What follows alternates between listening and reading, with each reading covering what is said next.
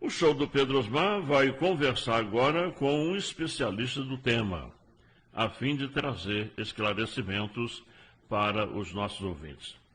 Geógrafo, topógrafo, perito judicial e professor universitário, com especialização em planejamento territorial, gestão da informação geográfica e em processos físicos para análise ambiental, com ênfase em monitoramento de áreas de risco. Atualmente, sócio-diretor técnico da Planar Consultoria, especializada em tecnologias ambientais e inteligência geográfica. E ainda voluntário da AGENF, Associação dos Gestores Ambientais de Nova Friburgo. Prezado Marcelo Acha, muito bom dia, seja bem-vindo ao nosso programa. Bom dia, Pedro, bom dia, ouvintes. Bem pertinho, por favor. Aqui com vocês. Exato. Olha, ontem à noite, informações atualizadas já davam conta de mudança no panorama geral das previsões iniciais por conta do enfraquecimento da frente fria dos 330 milímetros previstos para o estado, no caso de Nova Friburgo, que chegou a ter a possibilidade de registrar 70 milímetros, estaria agora com a previsão de 26,9 milímetros por volta das 21 horas dessa sexta-feira, 22. O que o senhor acha, tem a nos dizer, a nos informar sobre isso? Bom, em primeiro lugar, só a título de curiosidade, né, quando a gente ouve falar assim, vai chover 50 milímetros, 20 milímetros, a população fica meio sem saber o que isso significa, né? Então vamos lá, uma conta básica. Imagine uma área, um quadrado, de 1 metro quadrado, né? Ele tem 1 metro por 1 metro. Nessa área vai chover 10 milímetros. O que isso significa? Isso significa uma quantidade de 10 litros de água naquele quadrado. Tá? Então, cada 1 milímetro equivale a 1 litro de água. Então, se a gente fala que vai chover 200 milímetros, isso significa que no período esperado vai cair 200 litros de chuva em uma área de 1 metro quadrado. Ou seja, é coisa pra caramba. Imagina 200 litros numa área restrita. Né? É muita coisa.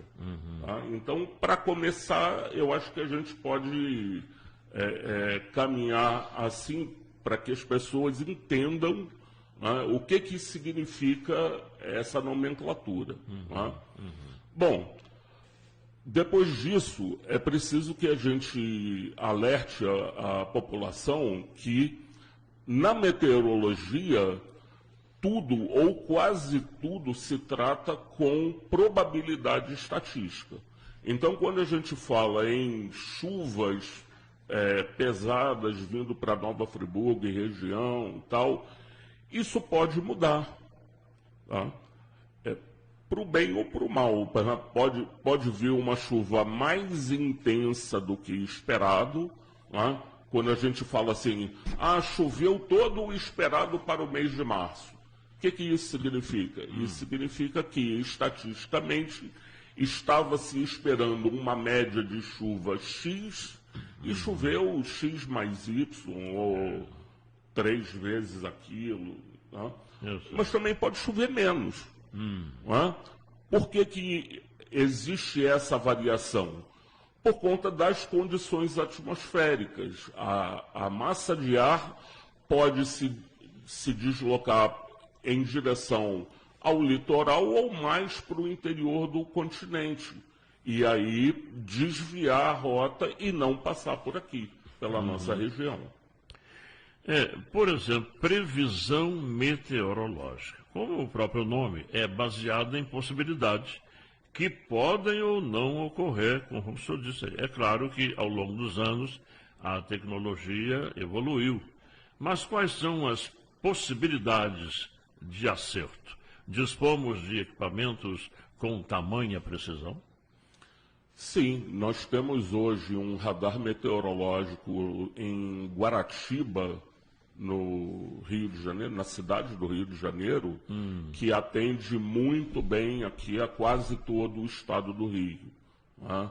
Então, o que a gente precisa fazer? A gente precisa ter uma quantidade maior de radares em todo o país. Né? Quanto maior for essa rede, essa malha de radares, melhor será a nossa previsão meteorológica. É verdade também que a probabilidade de acerto para previsões de 3 ou 4 dias é de 50%, mas com 2 dias muda para 80% e de um dia para o outro pode ser de 90%?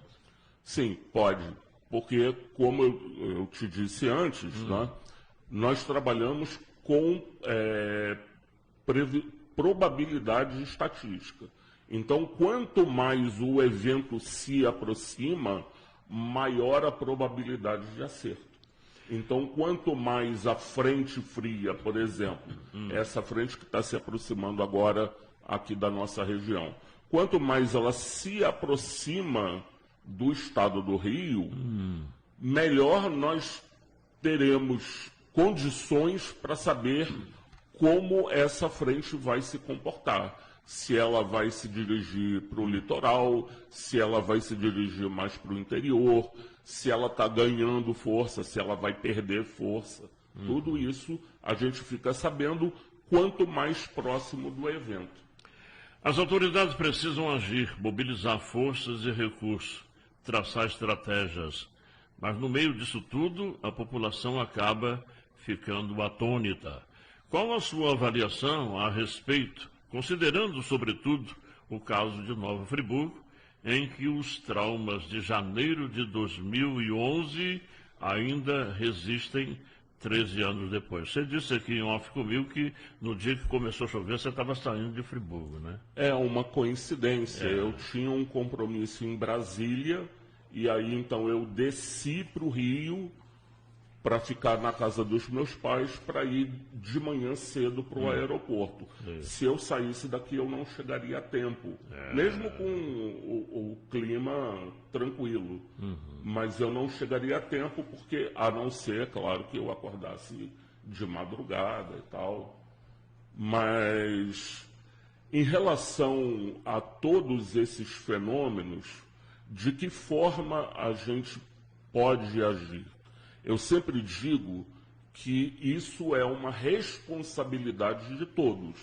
E começa em cada um de nós. Por exemplo, celular. Hoje em dia todo mundo tem um aparelho celular. Então vamos fazer a nossa parte. É só você se cadastrar no SMS da Defesa Civil, o 40199, coloca lá o teu CEP e você passa a receber via SMS os boletins, inclusive com alertas, e notificação de pontos de apoio, etc. A partir daí, você tem que observar bem tudo o que acontece à sua volta e tentar participar o máximo possível das organizações que o poder público tem feito. Então, a Defesa Civil Municipal tem se organizado para enfrentar essas situações, a Defesa Civil Estadual também, e, se preciso for, até a Defesa Civil Nacional. É verdade.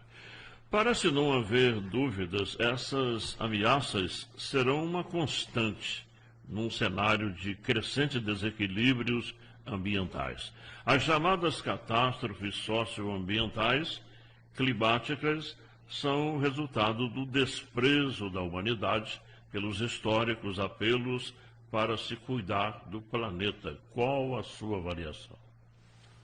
Olha, a minha avaliação, infelizmente, não é das melhores, não. Né? Eu me lembro que quando eu cheguei a Friburgo, no ano de 2000, a sensação da média climática já era um pouco preocupante. Eu me lembro que os meus alunos aqui da extinta Faculdade Santa Doroteia, eu dava aula exatamente no curso de Geografia, e uma das disciplinas era climatologia. Eu me lembro que os alunos já falavam, já reclamavam, não é, que estavam sentindo um calor já se elevando nas médias, né, que eles não sentiam quando eram crianças. E hoje, a cada dia que passa, a situação só piora. E, infelizmente, isso não vai se refletir só nas chuvas. Isso se reflete em toda a qualidade de vida da população. Então, por exemplo, hoje, né, nós felizmente já quase que nos livramos da Covid. Nós não nos livramos completamente, mas a pandemia está muito controlada. Mas hoje a gente está enfrentando uma epidemia de dengue. E a proliferação do mosquito tem tudo a ver com esse problema de aquecimento, né, de desregulação climática, né, porque o mosquito prolifera com muito mais rapidez em áreas quentes e úmidas. E é o que a gente está fazendo. A gente está aumentando, a gente está contribuindo a cada dia que passa para uma elevação das médias de temperatura. Isso, por um lado, traz novas doenças ou aumenta as doenças sazonais, né? Aumenta o espectro das doenças sazonais, e, por outro lado, vai piorar a nossa qualidade de vida, inclusive fazendo com que a gente gaste mais energia, ligando ventilador em casa, ar-condicionado para quem pode, queimando mais combustível. Então, isso é um caminho cada vez mais para um aspecto negativo. O degelo, o aumento das águas dos oceanos, isso aí... Também. Lá na frente o mar pode tomar suas terras de volta, não? É o que a gente já está começando a ver, né? Alguns países na Oceania, por exemplo, já tem uma contagem regressiva, né, de que daqui a 10, 20 anos vão desaparecer do mapa. Né? E isso vai afetar o Brasil também. Claro. As cidades litorâneas vão ser afetadas. A Terra do Flamengo, aquela região toda ali. Também. Né? São Gonçalo pode sofrer. Né? Exato. Bem, numa hipótese dessa previsão ter se confirmado, a sua avaliação é de que o município de Nova Friburgo, suas autoridades e mesmo a população teriam ou não aprendido a lição com as ocorrências de 2011. O que falta para isso agora? Olha, eu acho sim que aprenderam, apesar dos pesares, né? Mas sempre há algo a mais para se fazer. Uma das coisas que precisa ser feita é ter uma atenção especial à parcela da população, da nossa população, que vive em áreas de risco. Não é? Então, as pessoas que vivem em áreas de risco, sejam áreas de encostas ou áreas suscetíveis a alagamentos, elas precisam ter uma prioridade nas políticas públicas, não é? Principalmente no que diz respeito a uma política de planejamento urbano. Essas pessoas precisam, não adianta falar assim, você não pode morar aí porque é morro, você está ocupando uma encosta, vai chover, vai cair. Tá, mas você vai colocar a pessoa onde? É verdade, é verdade. Muito se fala no monitoramento climático. por radares, sendo que o assunto chegou a ter uma audiência pública na Câmara Municipal ano passado e recentemente o INEA anunciou vistoria para instalar os equipamentos em Petrópolis e entre Nova Friburgo e Teresópolis, em que essa medida seria benéfica para a região. Bom, quanto maior a malha de radares, melhor vai ser o acompanhamento, o monitoramento dos fenômenos meteorológicos. Vai ser sempre assim. Quanto maior a quantidade de equipamentos de monitoramento, melhor para acompanhar e melhor também para que a gente tenha... Lembra que ainda há pouco você falou, há 48 horas a probabilidade é de 50%, depois aumenta para 70%, 80%. Então, também com o aumento do número de equipamentos, melhor também fica essa probabilidade estatística. Ela se eleva. Eu vi uma reportagem ontem que a água do mar estava mais quente.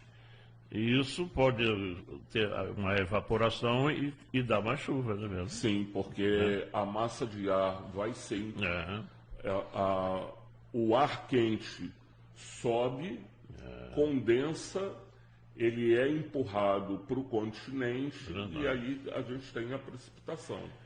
Eu quero agradecer o Paulo Roberto de Souza, que fez o intercâmbio entre nós aqui, pela essa bela entrevista. Um grande amigo. Me deu a honra de vir aqui no programa esclarecer.